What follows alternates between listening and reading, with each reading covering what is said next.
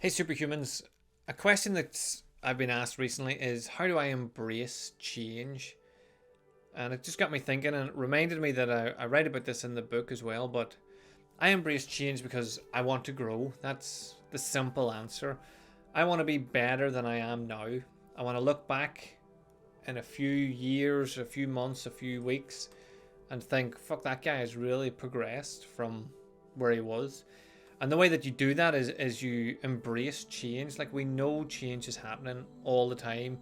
Weather changes, life changes, people change, we get older. All that stuff's happening anyway.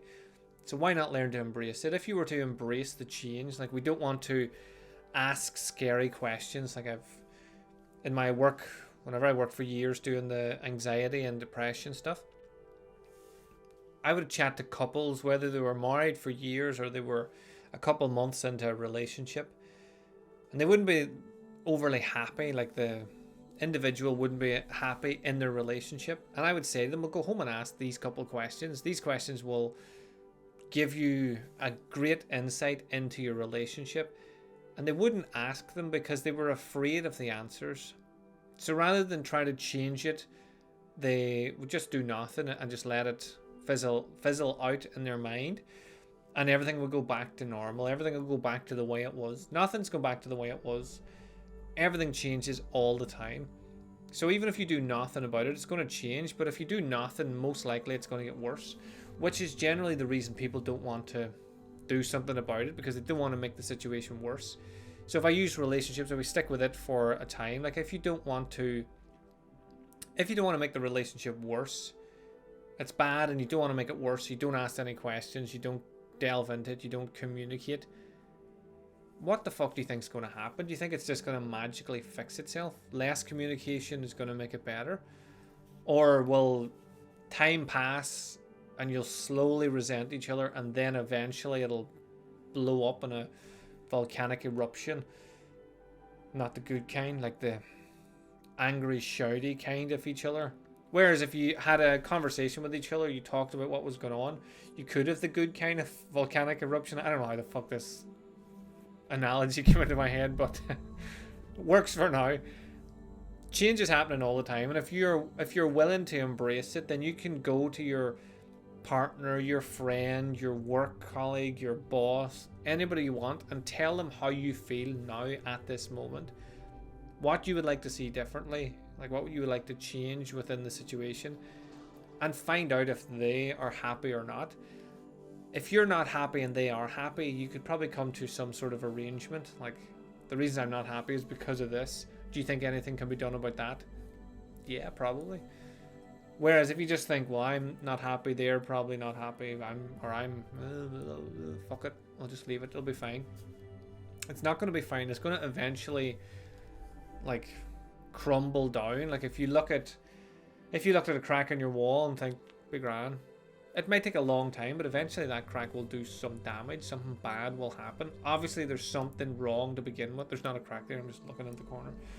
Obviously, there's something wrong with it to begin with for it to actually have a crack. So maybe you should look into the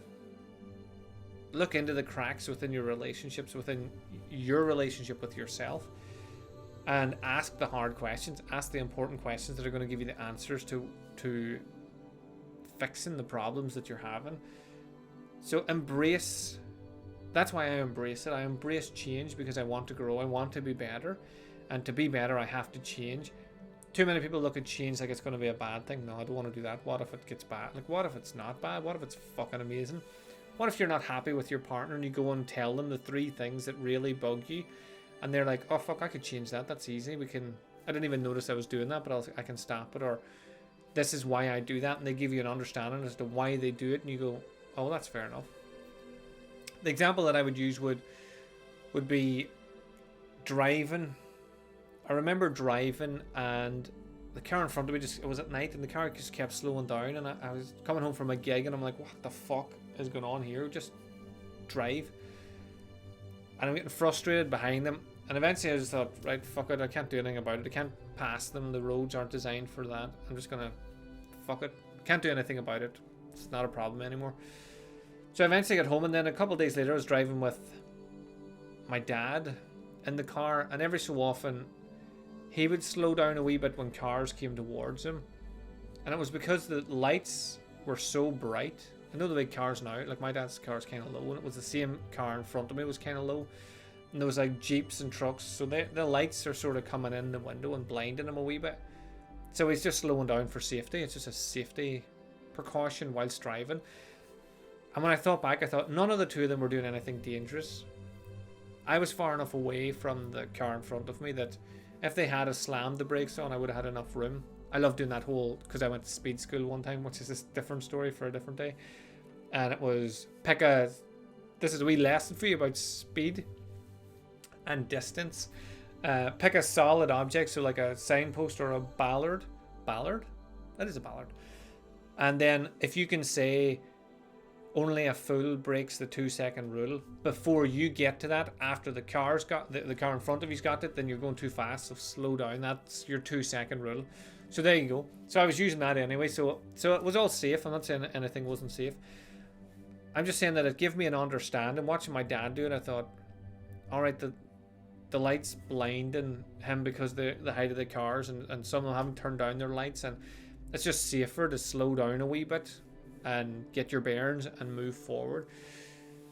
So anytime a car like that is in front of me and they're slowing down, now I don't think, hurry up the fuck, you fucking ah. I think, imagine that was your dad. He's trying to be safe. Now it doesn't bother me at all. So sometimes the situation can change. You can talk to the person about what's going on and what's bothering you, and they can do something about it and be like, right, I don't really care. I didn't even notice I was doing that. I'll stop doing it. Or they can tell you why, and whenever you know the reason, you go, oh, well, that's actually pretty valid. That's fine. Instead of being in your own head and just making up whatever the fuck you think in your own head. So why do I embrace change? Because I want to grow. So if you want to grow and be better, then you should embrace change as well. Thanks again for tuning in. I hope you have an amazing day, whatever you get up to, and I'll speak to you again tomorrow.